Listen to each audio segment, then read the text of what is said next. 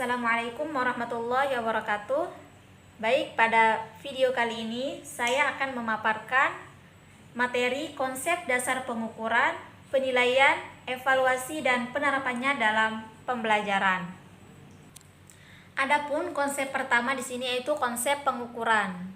Pengukuran dalam bahasa Inggris dikenal dengan istilah measurement, yang diartikan sebagai kegiatan yang dilakukan untuk mengukur sesuatu. Yang kedua, konsep penilaian. Penilaian dalam bahasa Inggris dikenal dengan kata assessment, yang diartikan menilai sesuatu, yang dapat diartikan sebagai proses menentukan nilai suatu objek. Adapun konsep yang ketiga yaitu konsep evaluasi. Evaluasi adalah suatu proses yang sistematis dalam mengumpulkan data tertentu tentang hasil belajar sebagai dasar dalam pengambilan keputusan, dengan cara membandingkan antara tujuan yang diharapkan dengan tujuan yang hasil yang dicapai.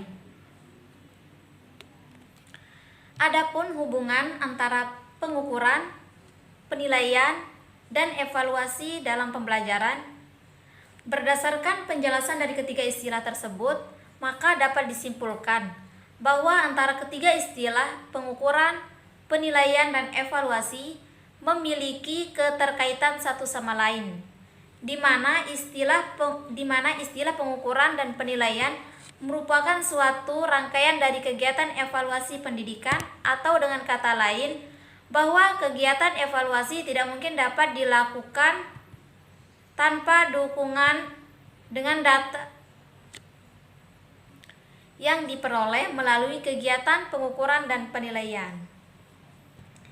Adapun tujuan dan fungsi evaluasi. Tujuan evaluasi yaitu salah satunya evaluasi pembelajaran adalah untuk menghimpun bahan-bahan keterapan sebagai bukti mengenai taraf perkembangan atau kemajuan yang dialami siswa setelah mengikuti pembelajaran dalam waktu tertentu. Adapun fungsi evaluasi pembelajaran ada tiga, yakni yang pertama fungsi instruksional, yang kedua fungsi administratif, dan yang ketiga ada fungsi diagnostik. Kemudian objek evaluasi pembelajaran, yang dimana salah satu objek evaluasi pembelajaran adalah siswa sebagai pihak yang menjadi peserta pembelajaran. Adapun evaluasi pembelajaran di sini memiliki beberapa prinsip, diantaranya objektivitas, komprehensif, transparansi, koherensi, kontinuitas, berkeadilan, diskriminabilitas, akuntabilitas, dan yang kesembilan validitas, dan yang terakhir reliabilitas. Adapun jenis-jenis evaluasi pembelajaran di sini terbagi menjadi dua. Yang pertama berdasarkan pendekatannya. Berdasarkan pendekatan yaitu penilaian dilaksanakan melalui tiga pendekatan, yaitu assessment of learning, penilaian akhir semester, yang kedua assessment for learning, penilaian untuk pembelajaran, dan yang terakhir assessment as learning, penilaian sebagai pembelajaran.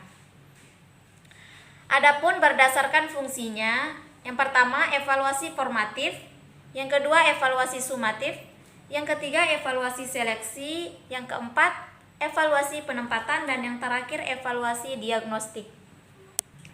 Adapun alat-alat yang digunakan dalam evaluasi pembelajaran ya ada dua. Yang pertama tes, dan yang kedua non-tes.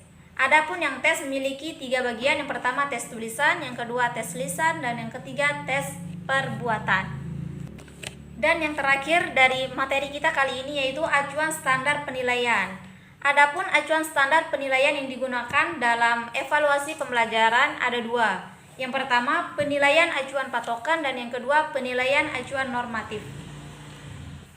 Mungkin sampai sini penjelasan saya pada pertemuan video kali ini. Sekian, assalamualaikum warahmatullahi wabarakatuh.